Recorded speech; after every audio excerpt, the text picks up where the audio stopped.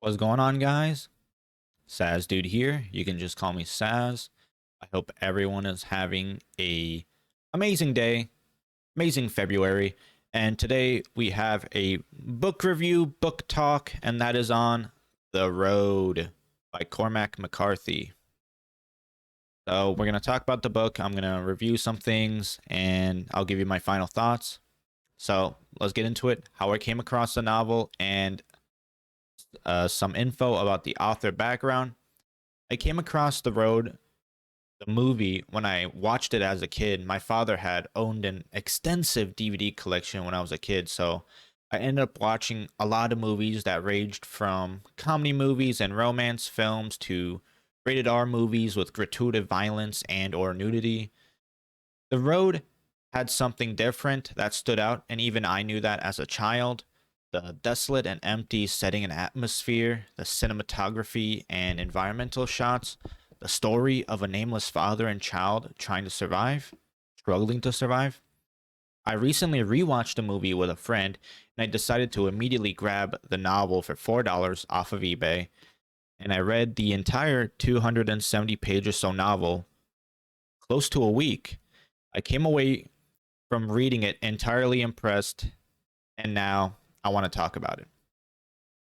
Talk about the author a little bit. Cormac McCarthy, as you may or may not know, is a veteran of the book writing genre, having written 12 novels, screenplays, and things like that, and scripts, some of which you may know as novels such as Child of God, Blood Meridian, and No Country for Old Men, among others. He is well known for his use of, or rather non use of, punctuation and attribution when writing his stories. Attribution, I mean, sorry. When writing his stories and character dialogues. Both The Road and No Country for Old Men have been turned into movies, as well as a few others of his novels. He is undoubtedly one of America's most skilled writers of our time, and unfortunately, he has passed away in 2023 at the age of 89 in his home. His works will be remembered for decades and perhaps centuries to come. So let's get into the brief story synopsis. Let me talk a little bit about the setting. The Road takes place somewhere in southeastern USA, perhaps around Tennessee in the early 2000s, as hinted by the book. The world has suffered some sort of cataclysmic disaster where it's plunged into near constant darkness, no sunlight, with constant falling ash and freezing temperatures. Earthquakes frequently happen, and plant/animal life is nearly extinct, with the exception of certain mushrooms for foraging and for eating, and there are constant firestorms in the distance. At one point, they come across people's bodies melted on the black tops of the road, and charred skeleton remains just scatter the road everywhere they look. The story focuses on two characters, simply named the man and the boy, who are journeying on foot from somewhere in the southeastern United States, somewhere in Tennessee, and they're journeying southwards down to the coast. They journey to the coast in the hopes of warmer weather and escape from the constant snow, cold, and ashfall, while trying to constantly stave off starvation, hypothermia, sickness, and other quote unquote bad guys. We get some flashbacks from the story about the man and his wife before and during the first parts of the apocalypse, but that's really it. Now, I do want to talk about the contents and topics in this book because they are very real, they are very realistic, and they have a lot of graphic depictions in this book. So both the movie and the book are pretty similar in regards to its story, setting, characters, and how it tackles the post apocalypse society and the constant turmoil of the father and the boy. We have topics of cannibalism, starvation, frequent near death situations, both of the slow and fast kind, whether it's from other human beings that are cannibalistic or plain bad guys being the fast portion of near death, with the slow portion being the duo's struggles to find food, shelter, clothing, shoes, and their constant trek downwards to the coast in the hopes of warmer and better weather. Now, there is a short section in the book near the late half where the man and his boy, come across a group of men leading a group of slaves with pregnant women among them. Later on, they come across a roasted infant on a campfire spit. This implication being that these women were most likely used as sex slaves, and the pregnancy was most likely a side effect, and that they would kill and cook the infant because taking care of a child at this point in the apocalypse would be nearly impossible, if not fully impossible, due to the lack of supplies and shelter. There is also another section a little bit into the book where the duo come across a nice house slash farm. They open up the basement to find hordes of people with limbs chopped off, the limbs charred, the people starved, with an ominous smokehouse nearby. The implication is clear. The slaves and slash people are nothing but meat contained in the basement where they cut them up, kill them, and cook them to eat as food is scarce in the post-apocalyptic world of the road. And the only remaining people left have resorted to cannibalism in order to survive. There is also constant mentions of death and suicide, with the father mentioning that the child is God and that he would do anything to protect God. The father does carry a revolver around with him in case of an attack, but he also teaches the boy how to commit suicide, explaining in detail where to place the gun in his mouth and how to shoot the gun, trying to get the boy to understand that suicide is a better alternative than being captured, tortured, raped, or killed by the roaming bandits slash murderers and bad guys in this world. Overall, a very bleak but very realistic topic, that these topics are handled with care and these scenes are placed with necessity to explain the depth of the world and how low humanity has fallen after all the fallout. Let's talk about the story. Let's go a little bit more in depth, but not too much. Because I really don't want to go super in depth on one hand, because the story is mostly in the journey and not any singular plot point or outcome. But on the other hand, it's also because I've basically mentioned all the story there is, besides events that lead to them traveling southward. The story is in the man and the boy's journey, the dialogue, and the environment itself. But I will go through some scenarios and some things the boy and the man go through in the first half. So, like I said before, the story starts off with the man and the boy, the duo, traveling through the southeastern United States, somewhere in Tennessee, to the south in search of warmer weather and less snow. They journey because of some sort of unexplained event that had caused the earth to be basically near uninhabitable, with no clues except a great streak of light across the sky having caused this apocalyptic event. They journey southward with their supplies in a shopping cart, walking miles at a time, slowly inching away forward to the south. The man teaches the boy how to use the revolver, which has 2 shots in it, how to commit suicide with it, and that him and the boy are the good guys that carry the fire inside of them. They frequently stop at sheltered areas in parts of the woods, in houses, cars, and they make makeshift shelters with their tent. Eventually, on the way to the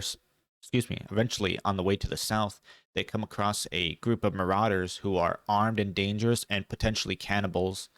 When one of the bandits goes to relieve himself in the woods, the bandits see the duo hiding. At least one of the bandit does, who went to relieve himself. At gunpoint, the man threatens the bandit, but the bandit takes a hold of the boy, prompting the man to shoot the bandit, leaving only 1 bullet left in the chamber and having to abandon their shopping cart full of supplies as they received attention when the man shot the bandit relieving himself. At one point, they come across a farmhouse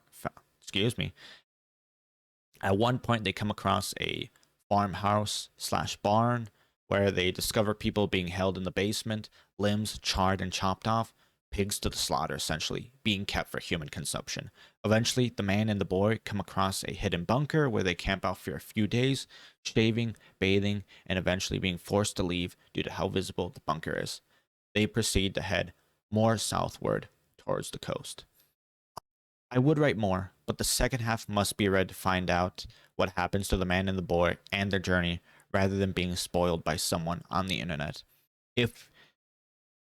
If you would like me to talk about the general story and the ending in future reviews, please let me know. But I would rather not spoil it for people who have yet to read the book, despite the book being, 20 or so years old. All right, so let's go down to the next section here, which is characters. Now, talking about the characters, we mainly focus on only two characters, the unnamed titular duo, the man and the boy. We don't know how old the man is or how old the boy is. We do know that the man had a wife at one point who I'll go into in depth a little later.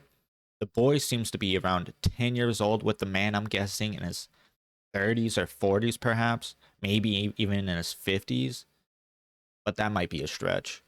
The man is very experienced with survival and is a realist. He teaches the boy how to kill himself with the 2 remaining revolver bullets if that should ever come up to prevent rape, torture, or worse fates than death. He knows how to spot and set up good shelters, is handy with his hands and the environment around him, and frequently displays a self-preservation approach, avoiding other humans, being cautious, and teaching his son little by little how to survive. The boy, on the other hand, is uneducated to a certain extent. He can read semi-competently and relies on the man to take care of him. While the man is constantly vigilant for danger and in search of the next meal, the boy is more innocent and hopeful. The boy questions everything around him, gets moody and temperamental when life-threatening situations happen, or when he doesn't understand when his father has to do certain things. The boy is referred to by the man as the only remaining living God, in reference to how it is near impossible to raise a child in the current environment. The boy constantly imagines situations and scenarios and is frequently scared, especially of unknown danger or when risks have to be taken, usually because of the danger of starvation and the lack of shelter. Both the boy and the man are plagued by nightmares and dreams. The man has vivid dreams of his past life and of his past wife, with him remarking to the better dreams as a death sentence. He believes that as soon as he starts believing these dreams, he starts reminiscing about the good times and starts succumbing to these delusions, that these dreams are warning signs of death coming near to take him. The boy has quite frequently nightmares as well, of which he is reluctant to tell his father about. Both sleep very frequently, especially the man, who keeps watch and is haunted by nightmares and being sick, with constant bouts of coughing and coughing up blood.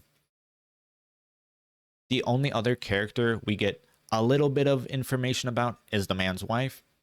She gave birth to the boy during the apocalypse and is unhappy and unsure about the future of living in the post-apocalyptic world. One night they argue about only having 2 bullets left in the revolver, having used their 3rd shot on a home invader. She blames the man for intentionally using the bullet to prevent them all from committing suicide, as there would be only 1 person left if they used both, since there are 3 of them. Eventually, she grows tired of the man's pleadings and reassurances about the future. She goes out at night into the cold, unprepared, having brought nothing, with the educated assumption being that she died out there. After her death, the man and the boy leave and start their journey south towards the coast, with the boy who understands what happens to his mother.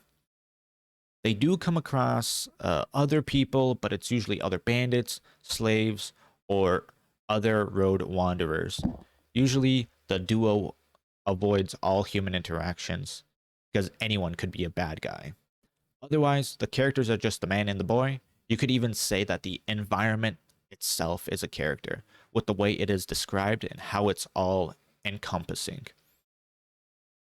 Let's get into the writing.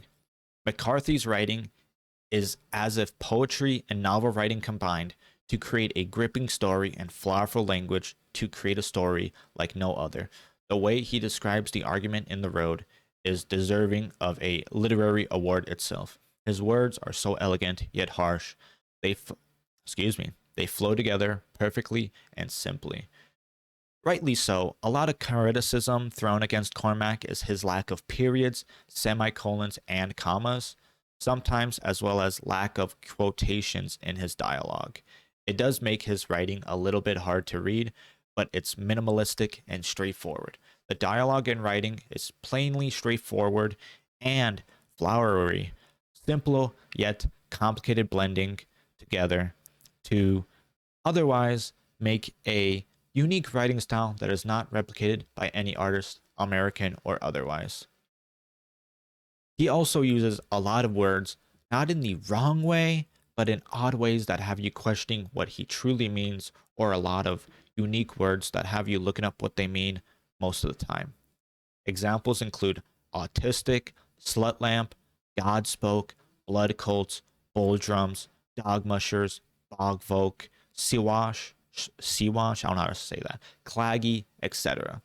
This reminds me of Robert E. Howard in a way, in the vernacular usage, and is very evident that Cormac was emulating, in his own way, the authors that he learned, studied, and had enjoyed reading from. Every paragraph, every passage, every word, evocative of the world in which the man and his son live in, and the situations they face. You feel as if they would exist as if this is some sort of alternate reality that could happen. Every tense situation they get into, you're also there. Every mile the duo cover, you understand and feel the exhaustion as if you were them. His paragraphs and prose are so similar to poetry, you forget that you're reading a novel about a fictional story. You turn every page as if you're journeying along with them, not knowing where they'll end up or the situations they get themselves into. I'd like to recite some of his prose in the next section that I found particularly interesting and representative of Cormac's genius. So, like I said, I got the book here. Let me read 5 or 6 passages that I found from the book. Okay. The blackness he woke to on those nights was sightless and impenetrable, a blackness to hurt your ears with listening. Often he had to get up, no sound but the wind in the bare and blackened trees.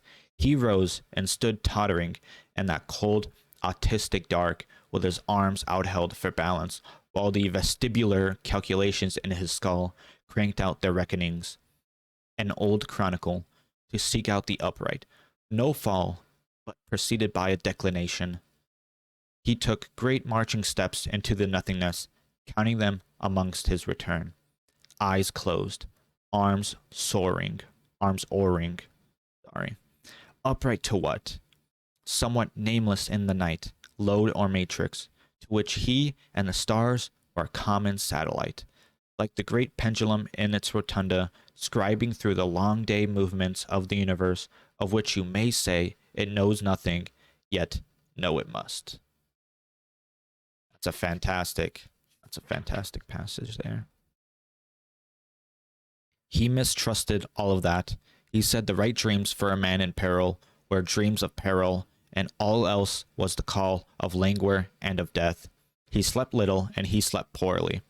He dreamt of walking in a flowering wood where birds flew before them. He and the child and the sky was aching blue, but he was learning how to wake himself from such siren worlds. Lying there in the dark with the uncanny taste of a peach from some phantom orchard fading in his mouth, he thought if he lived long enough, the world at last would all be lost. Like the dying world, the new blind inhabit, all of it slowly fading from memory. All of them are good.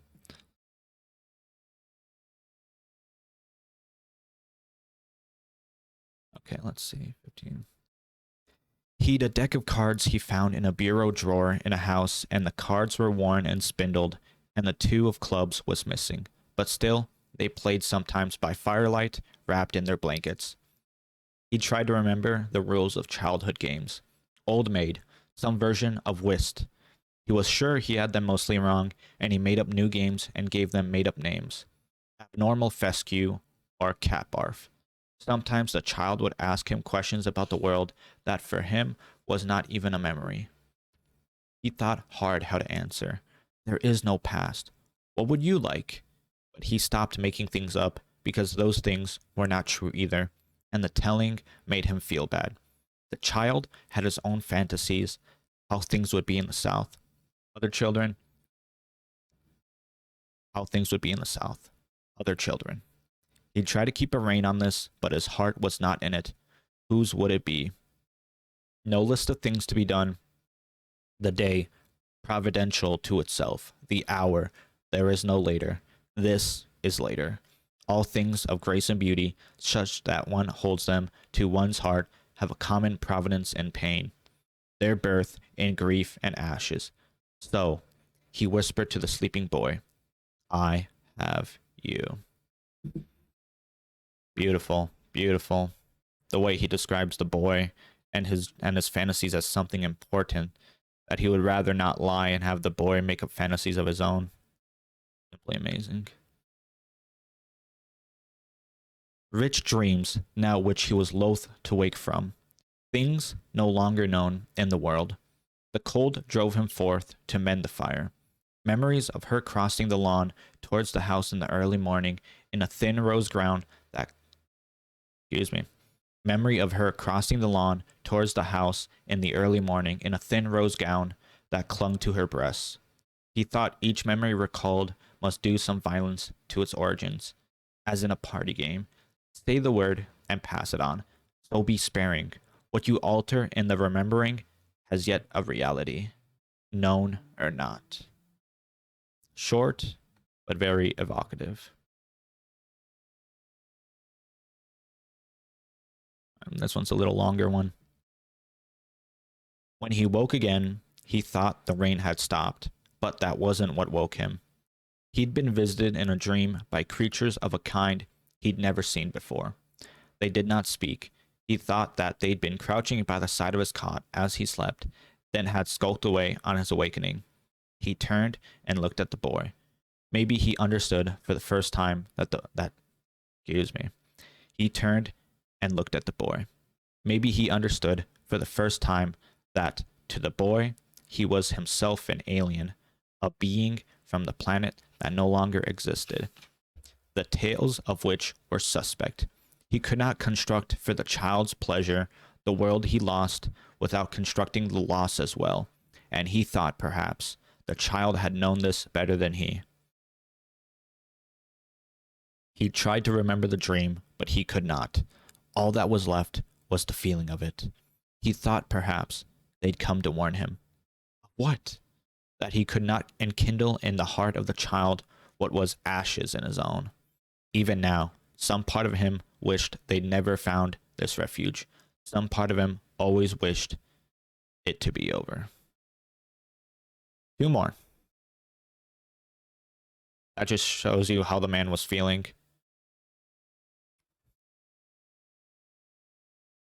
They began to come up upon, from time to time, small cairns of rock by the roadside.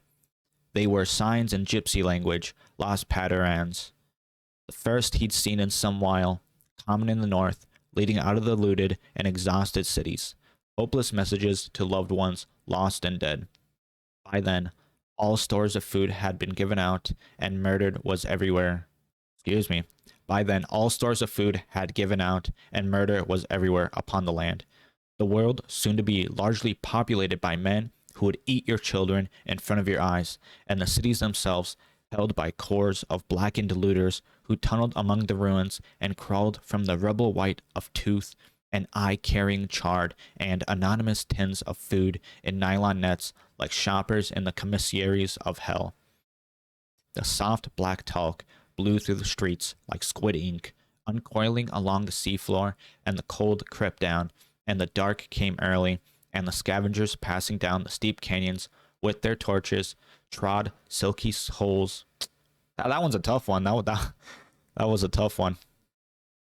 Let me reread that again. The soft black talc blew through the streets like squid ink uncoiling along the seafloor, and the cold crept down, and the dark came early, and the scavengers passing down the steep canyons with their torches trod silky holes in the drifted ash that closed behind them silently as eyes. That was a tough passage. Out on the roads, the pilgrims sank down and fell over and died, and the bleak and shrouded earth went treadling past the sun and returned again, as trackless and as unremarked as the path of any nameless sister world in the ancient dark beyond. You can kind of see in that passage there, I was kind of struggling there a little bit, that the lack of punctuation sometimes, and he has like a lot of run-on sentences, it seems. I do as well. I do a lot of run-on sentences. It just makes it a little bit hard to read out loud, but I think it makes a little bit more sense to read it in your head. You kind of got to guess the commas. You know what I mean? All right, last one. He got up and walked out to the road, the black shape of it running from dark to dark. Then a distant low rumble, not thunder. You could feel it under your feet, a sound without cognate and so without description. Something imponderable shifting out there in the dark. The earth itself contracting with the cold. It did not come again. What time of year? What age the child? He walked out into the road and stood. The silence, the solider drying from the earth. The mud-stained shapes of flooded cities burned to the waterline. At a crossroads, a ground set with dolmen stones where the spoken bones of oracles lay moldering. No sound but the wind. What will you say? A living man spoke these lines? He sharpened a quill with his small penknife to scribe these things in slower lamp black? At some reckonable and entabled moment, he is coming to steal my eyes, to seal my mouth with dirt. So, 1, 2, I don't know, that was like 8 passages, something around there. You can see how he writes, how evocative his writing is, how descriptive his writing is, and how sometimes the lack of commas and lack of punctuation can kind of trip you up a little there. But that's it for the passages. Let's talk about the movie and book comparisons. The movie and the book are very similar, almost beat for beat with few exceptions to make the movie shorter and not as long. As mentioned, the pregnant women and the roasted fetus were cut from the film, as well as a majority of the trek overall in the film, which needed to happen. A good amount of time in the book is spent rummaging random grocery stores and houses. They spend about the same amount of time in the bunker they find, and the humans in the basement scene is also equally horrifying and short in both. I'd say the biggest difference in the book is the time spent before the finale, where in the movie the man and the son spend not a whole lot of time at the beach, but they do in the book. We get a detailed description and rummaging of the ship, as well as the time spent right outside the town before the coast in the book as well. In the book, they spend a lot of time in cars, woods, and things like that, and a lot of time is spent being introspective of what the man thinks and feels about the world, his son, and the situations he's in. While we do get beautiful environmental shots and dialogue of the man and son in the movie, the environmental shots speak more for the man and the son than he can for himself. Whether that's better or worse is debatable. I do wish we had more internal dialogue and rambling from the man, but I don't think the movie would have benefited too much. It was more needed in a book format than the movie, and the man does narrate a little bit in the movie. Let's talk about the post the road media. The media post the road novels includes the film, but we also got the comic book version, which wasn't released too long ago, having seen an official English release in September 2024. Cormac had the idea for the road when visiting El Paso, Texas with his son. He imagined what the city would be like in 50 or 100 years, picturing firestorms on the hill, and thought about his son. He had pushed for his son to be a co-author, as his son inspired him to write the story. His conversations with his son would also likewise inspire a lot of conversations of the man and the boy in the novel. Cormac and his brother would also equally have long discussions about such a post-apocalyptic scenario happening, with Cormac and his brother citing topics such as cannibalism being a common event. Cormac would not write the novel right away, instead taking notes and returning a few years later while in Ireland. He wrote the novel in only 6 weeks and, as mentioned before, pushed to list his son as co-author and dedicated the novel to him. Final thoughts. I know this video's been long, but there's just so much to talk about. Final thoughts. Cormac McCarthy is a true genius that is deserving of all of his literary awards, praise, and much more. His work on the road is not any different, as his level of writing, prose, and mastery of the English language sets him apart and puts him head and shoulders above other authors, both past and present. His ability to beautifully describe in no uncertain terms what should be the worst timeline for Earth is truly, bar none, one of the best, if not the best, depictions of a post-apocalyptic scenario in media ever. You feel for the man and his child. You understand the lengths of which survivors of this horrid event have to go through to even survive a singular extra day.